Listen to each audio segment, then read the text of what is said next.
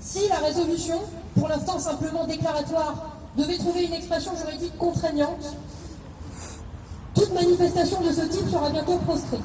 Et les banderoles que vous voyez autour de vous, les chants révolutionnaires, les du sang et des combats du prolétariat que vous entonnez, la simple lutte contre le joug capitaliste qui écrase plus que jamais nos concitoyens sera criminalisée.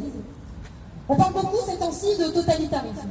On voudrait nous faire croire que les deux ennemis qui s'écharpèrent pendant de longs mois à Stalingrad étaient en réalité frères d'infamie, que la dictature nazie n'avait d'égal que l'ignoble autocratie stalinienne, qui la dépassait peut-être même en violence, en terreur, en arbitraire.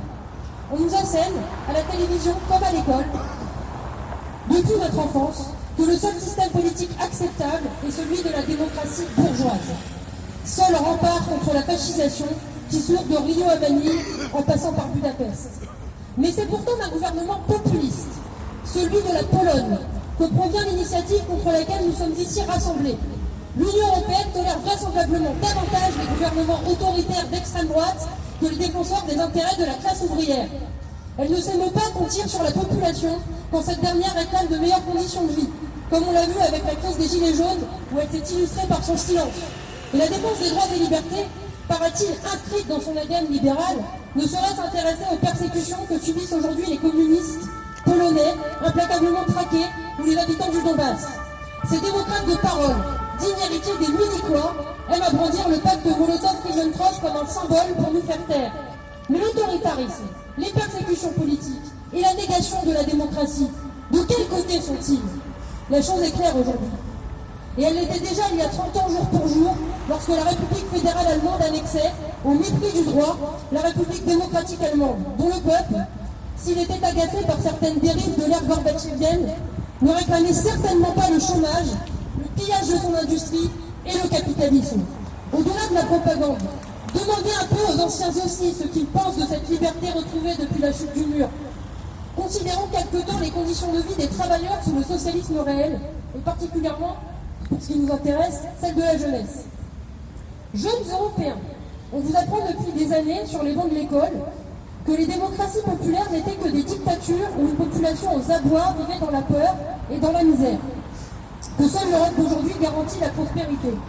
Mais savez-vous, camarades, que dans la RDA, aucun étudiant ne devait travailler pour financer ses études?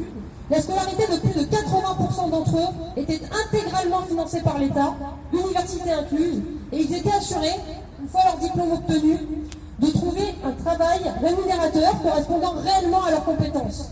Sont-ils nombreux, ceux qui, dans l'Europe capitaliste, peuvent en dire autrement? Quant aux jeunes travailleurs, loin de l'exploitation des stages non rémunérés et de l'apprentissage qui vous soumet au bon vouloir d'un patron, ils bénéficient d'un régime dérogatoire et d'une stabilité remarquable qui leur permettait d'acquérir rapidement une indépendance à laquelle si peu d'entre nous peuvent aujourd'hui prétendre. Dans les pays capitalistes, trouver un logement lorsqu'on est jeune est un processus interminable. Et nombre d'entre nous ne peuvent s'en sortir sans l'aide de leur famille. En RDA, le logement était attribué strictement selon les besoins, ceux qui en faisaient la demande, et les charges qui grèvent nos loyers étaient d'une modicité telle qu'on ne peut les compter que pour parfaitement négligeables.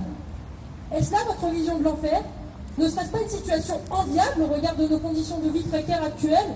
Et pourquoi l'Union européenne et les démocraties prétendument libérales ont-elles donc fait de la lutte contre le socialisme, et plus particulièrement contre le socialisme réel, leur cheval de bataille? C'est parce qu'ils ont parfaitement conscience, camarades, que le marxisme-léninisme est leur véritable ennemi. C'est pour cela que sous couvert de lutte contre le totalitarisme, ils ne criminalisent en réalité que le camp socialiste. Ils savent très bien qu'ils bénéficient à l'immense majorité de la population, et que dans les temps qui courent, le capitalisme n'a plus pour longtemps. Ils ont peur, en un mot, du communisme, parce qu'il est le seul système qui a su se débarrasser des exploiteurs. Les turiféraires benets de l'Europe sociale, dont certains se prétendent encore communistes, ne peuvent désormais plus tergiverser. Une barricade n'a que deux côtés, et l'Union européenne a montré aux derniers naïfs où allait son allégeance. Le combat pour le socialisme et celui pour la sortie de l'Union européenne ne font qu'un, et la GRCF les mènera en toute conscience, parce qu'il en va non seulement de notre intérêt, mais de notre survie. Non à la criminalisation des expériences socialistes. Vive le socialisme, vive le principe progressiste. Bravo.